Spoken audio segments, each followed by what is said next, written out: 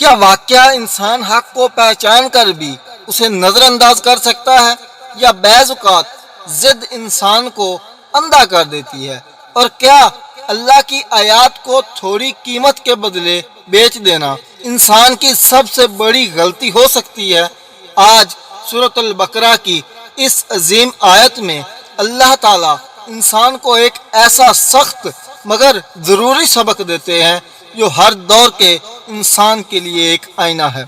قرآن کریم کی سورۃ البقرہ کی آیت نمبر 41 میں اللہ تعالیٰ فرماتے ہیں، اور اس پر ایمان لاؤ جو میں نے نازل کیا ہے، جو تمہارے پاس موجود کتاب کی تصدیق کرتا ہے، اور اس کے پہلے منکر نہ بنو، اور میری آیات کو تھوڑی قیمت کے بدلے نہ بیچو۔ سبحان اللہ، یہ آیت دل کو جھنجھوڑ دیتی ہے۔ اللہ تعالیٰ ہمیں ایک سیدھا اصول سمجھا رہے ہیں، حق کو حق ہی رہنے دو، اس دنیا کی قیمتوں کے بدلے مت بیچو۔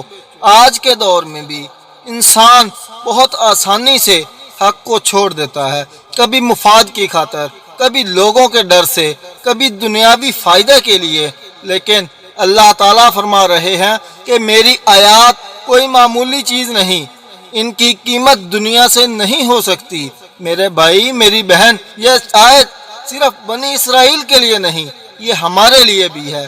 ہم بھی کبھی کبھی دین کے اصولوں کو ہلکا کر دیتے ہیں، صرف دنیا حاصل کرنے کے لیے، صرف لوگوں کو خوش کرنے کے لیے، لیکن یاد رکھیں دنیا کی قیمت بہت کم ہے اور اللہ کا کلام بہت عظیم ہے۔ جو شخص حق کو دنیا کے بدلے چھوڑ دیتا ہے وہ حقیقت میں اپنا نقصان کرتا ہے، نہ کہ فائدہ۔ اصل عزت اللہ کے حکم میں ہے، نہ کہ لوگوں کی خوشی میں۔